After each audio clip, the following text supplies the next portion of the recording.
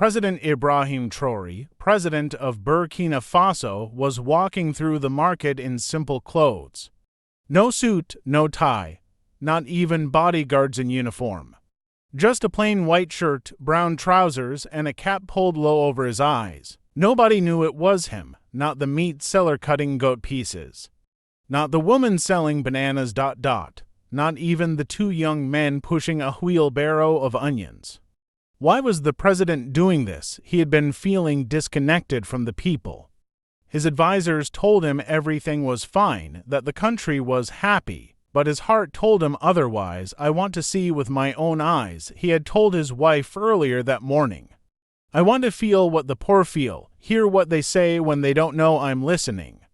His wife had looked at him with worrying. Just be careful, she said softly. You're a good man, but good men have many enemies. Ibrahim had smiled and kissed her forehead. Don't worry, I'll be back before sunset. Now, as he moved through the crowd with two trusted guards dressed like ordinary men, nobody even glanced at him twice until he heard it. A scratchy, broken radio tied to a wooden stick. Breaking news, shouted a young voice. Danger in the palace. Traitors are planning to kill President Traoré tonight.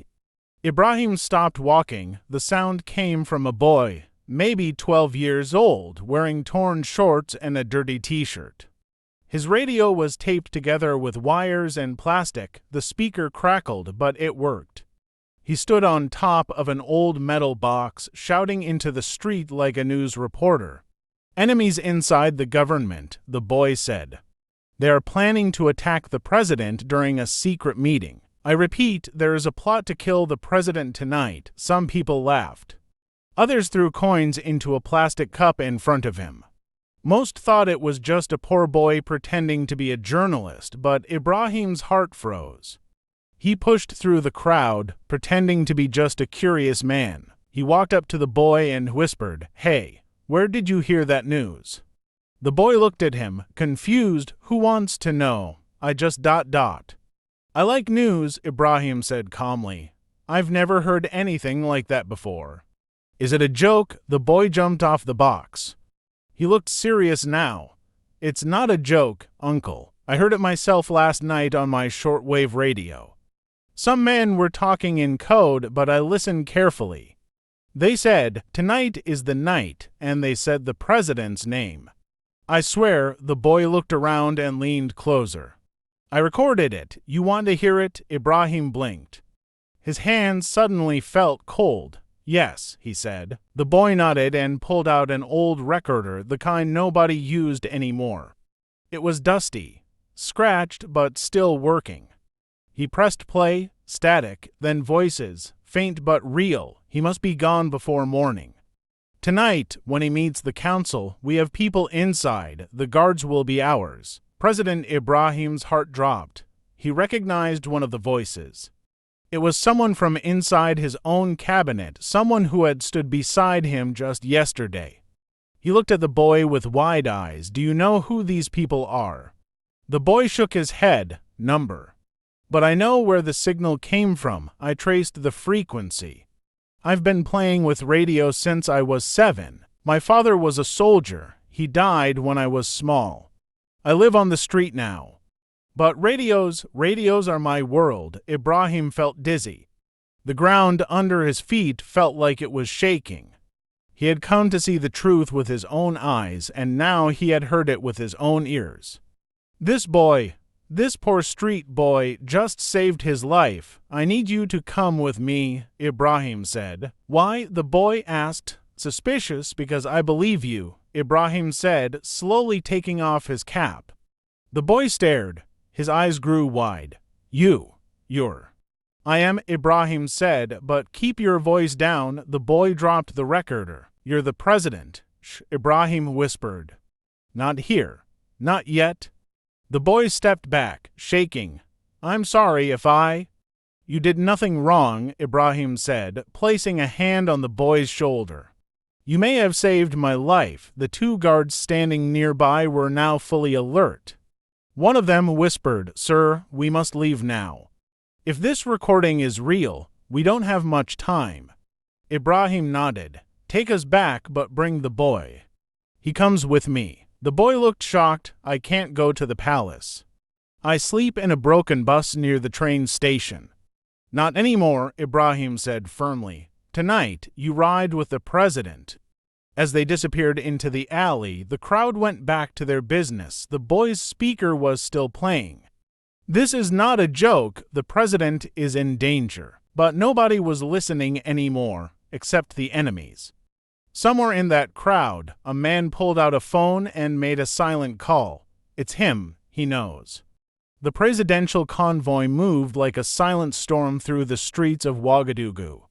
But tonight, there were no flashing lights, no sirens, no sound of screaming tires. Just a single black SUV speeding through back roads, avoiding traffic, avoiding eyes.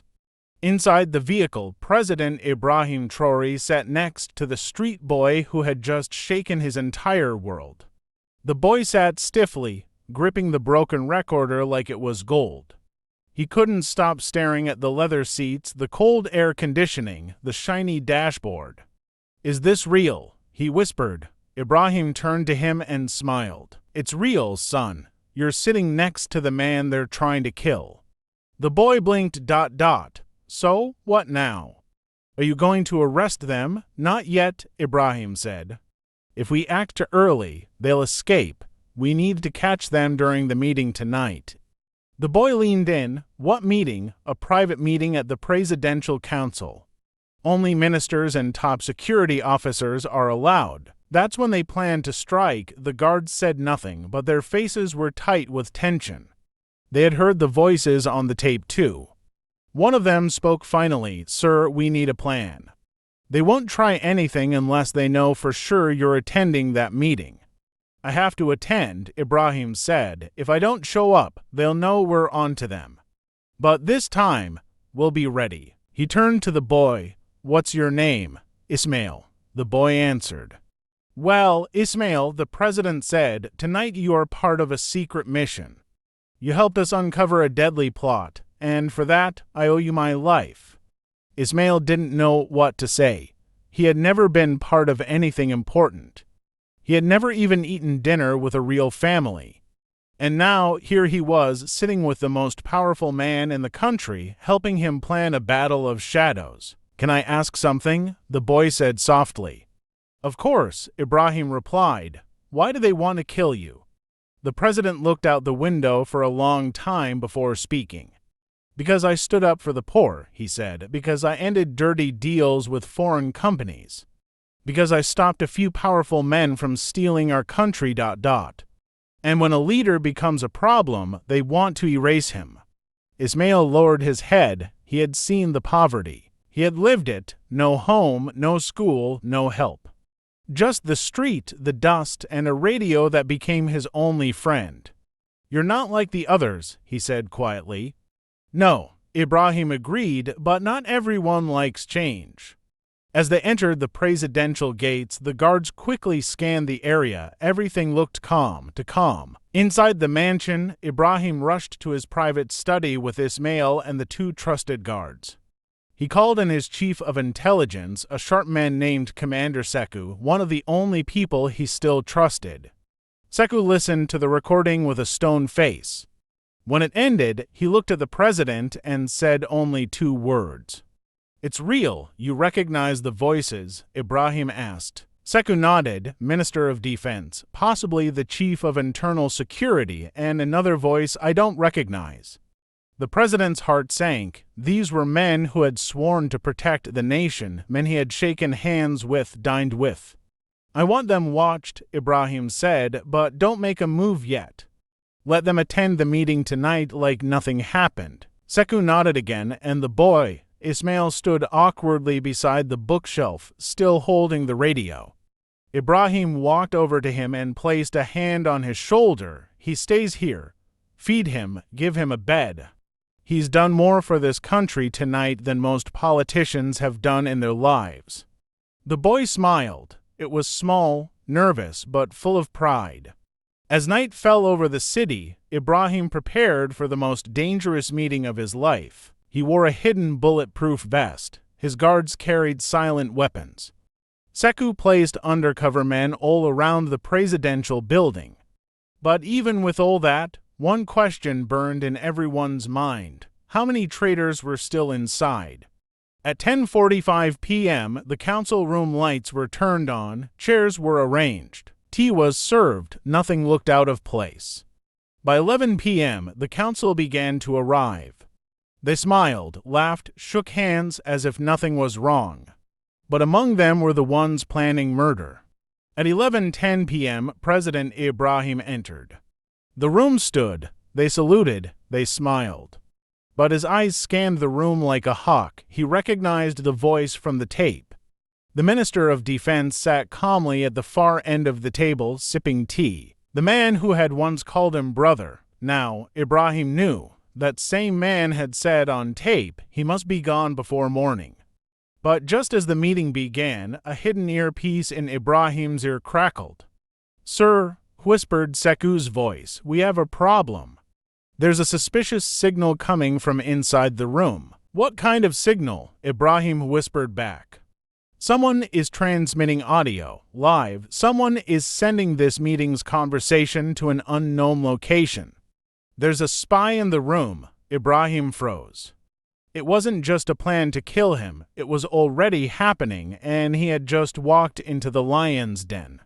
President Ibrahim sat still at the council table. His heart was beating like a drum. Sweat began to form on his forehead. He had just heard a whisper through the earpiece. "Sir, someone in this room is transmitting your voice. They're sending everything to someone outside. There's a spy among you." He looked around slowly. 12 men were seated, all dressed in fine clothes, all smiling, all acting like everything was normal. But one of them was secretly a traitor. Ibrahim had no time to waste. He cleared his throat and spoke with a calm, steady voice. "Brothers, thank you for joining me tonight," he said, forcing a smile. "Let's begin." As they started discussing matters of security and budgets, Ibrahim's mind was somewhere else. His ears listened to the voices. His eyes studied every small movement. Who was it? Was it the man scratching his neck too often? Was it the one constantly checking his watch? Or the one who hadn't touched his tea? Suddenly, Secou's voice returned in his earpiece. "Sir, we've narrowed down the signal. It's coming from inside the jacket of one of the ministers. The spy is wearing a hidden microphone." "Which one?" Ibrahim whispered under his breath. "We're still tracking, but it's someone on your left." Ibrahim turned his head slightly. On his left were 3 men.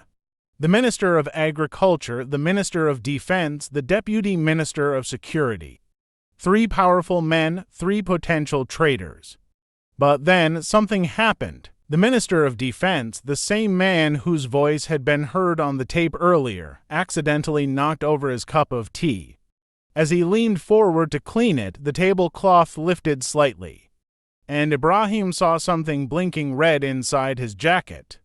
It was tiny, like a dot of light, but it was enough.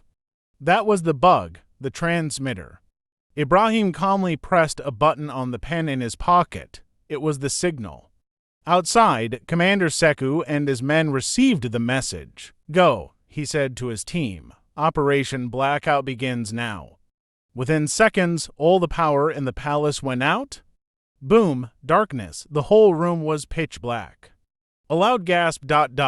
Chairs scraped the floor. A few men shouted in confusion, then crash, a window shattered. Smoke filled the room, guards burst in wearing night vision goggles. They moved fast, grabbing the ministers one by one before they could react. Within 30 seconds, the lights came back. And there he was, on the floor, the Minister of Defense, pinned down by 2 guards. And the tiny transmitter was found in his inside pocket. He was caught. Everyone stared in horror. "What is this?" The deputy minister shouted, pretending to be shocked. Ibrahim stood slowly, his voice now cold and clear. "I gave all of you my trust, but someone here chose betrayal." The Minister of Defense, now sweating and breathing heavily, screamed, "I was forced. They threatened my family. Please, Mr. President, I had no choice." Ibrahim looked him in the eye. You had a choice. You chose power over honor. Ibrahim looked him in the eye. You had a choice. You chose power over honor. Guards dragged the man out of the room. But then, just when everyone thought it was over, another voice shouted from outside, "Sir, one of the guards has run off." He escaped through the back door. Ibrahim's heart sank. There was more traitors, and worse, someone had helped them from the inside. He looked around the room again. He could feel it now. Fear, guilt, silence. He turned to Sekou. Search every staff member, every guard, every cleaner, every cook. Someone is still helping them. Sekou nodded. Yes, sir. But as they walked out of the room, Ibrahim suddenly stopped. He had forgotten something. Ismael, the boy with the radio. He had left him in the mansion's guest room, safe. Or so he thought. Now his heart dropped. What if the escaped guard was going after the boy? What if someone wanted to silence him before he could speak again? Get me to Ismael, now, Ibrahim shouted. He ran down the hallway with 4 armed guards behind him. His shoes echoed loudly in the marble halls. He reached the guest wing. The door to the boys' room was wide open, and the room was empty.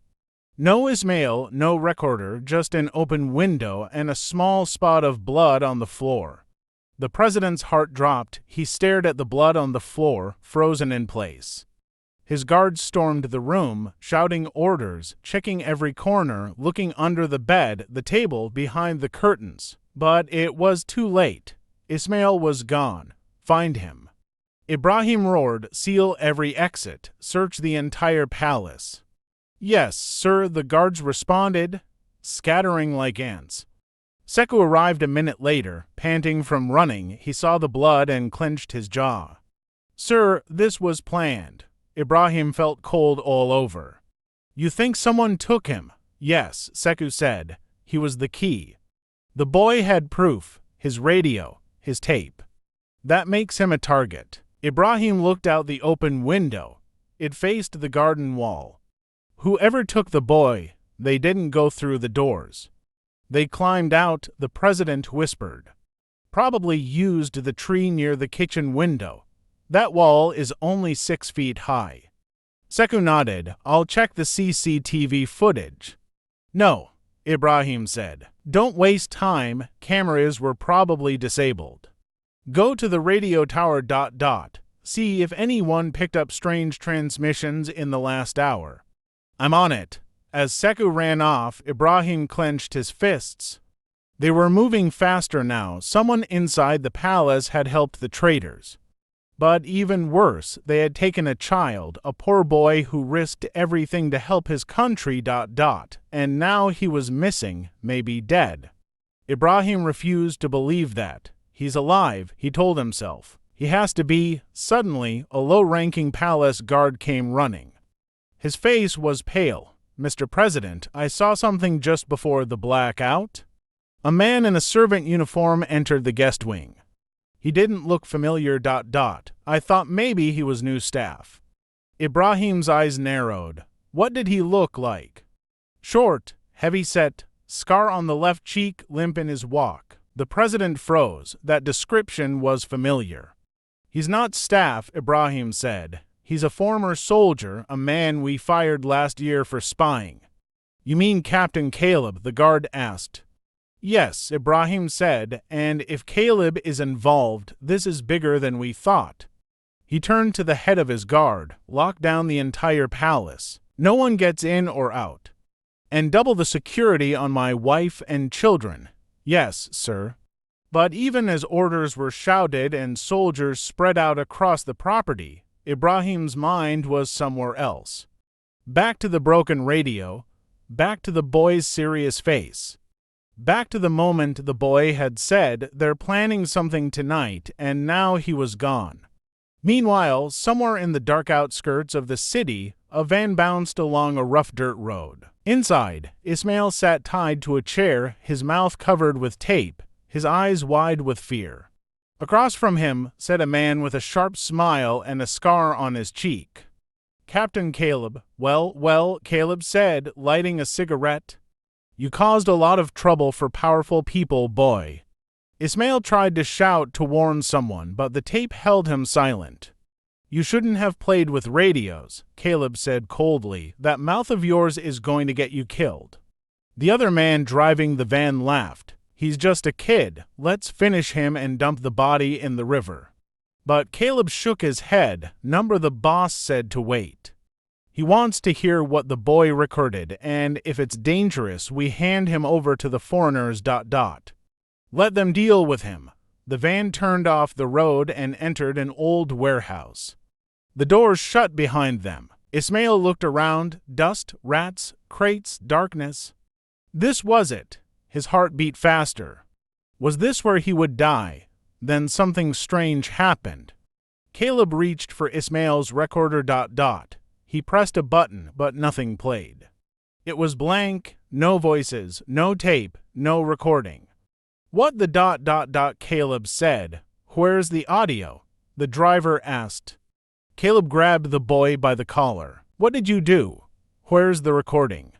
Ismael just stared at him with fire in his eyes. Caleb ripped off the tape from his mouth. I hid it, Ismael whispered. Caleb punched him in the face. Blood flew from the boy's lip. Where?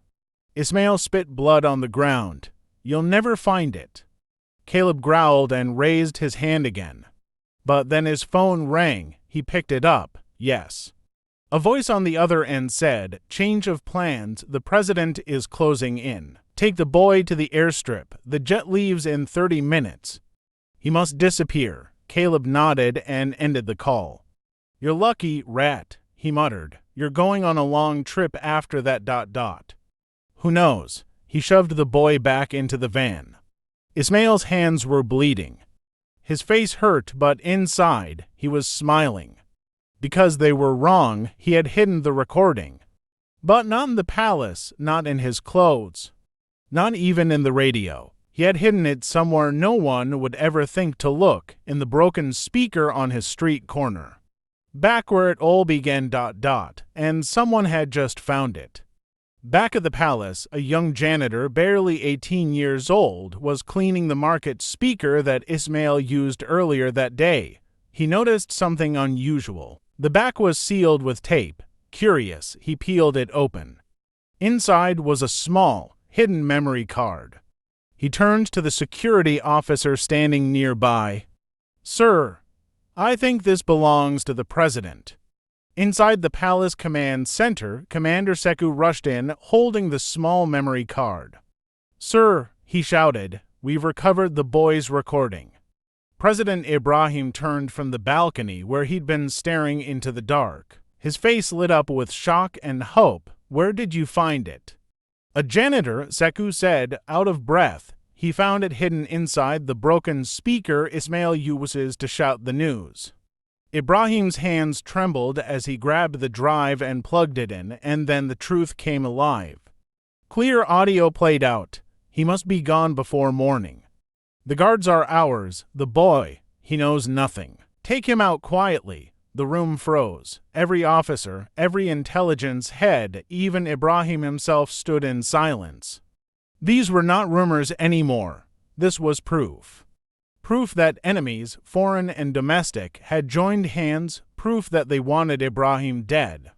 And most importantly, proof that a street boy had been right all along.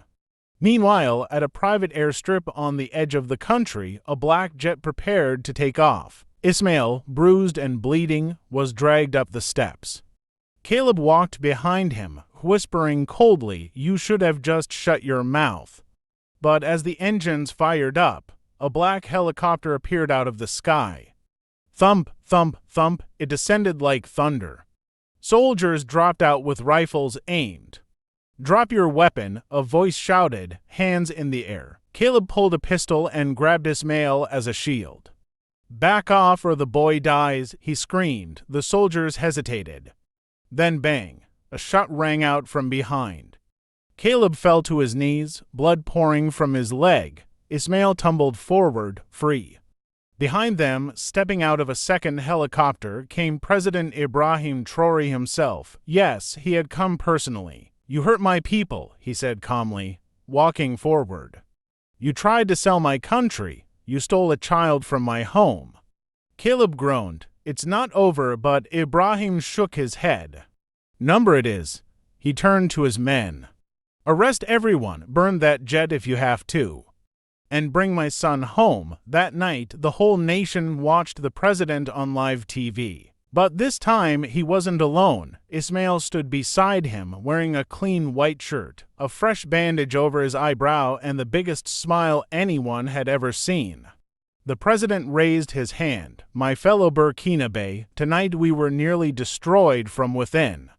People I trusted tried to take everything from us, but one voice saved this country. One boy, a child of the streets." The room filled with applause and tears. Ismael stood quietly, overwhelmed, unsure what to say. But the president held his shoulder. "From now on," Ibrahim said, "this boy is part of my family. He is proof that the voice of the people matters, no matter how poor, no matter how young." In the weeks that followed, arrests were made. Trials began, dirty secrets spilled out. But something more powerful happened too. The people woke up.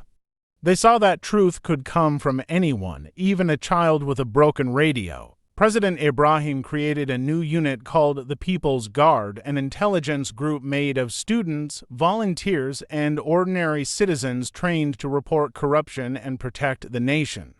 And at the center of it all was Ismael. He got a home, a school, a future. But more than that, he got respect. He became a symbol of courage, of truth, of the power of one voice.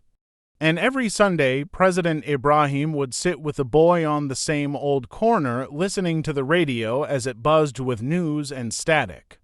"Still works?" Ibrahim asked once, holding up the dusty speaker. Ismael smiled. "It always works, sir. You just have to listen closely." They laughed together. And far in the distance, across the rooftops and the trees, Burkina Faso stood a little taller that day because one street boy spoke up and saved a nation.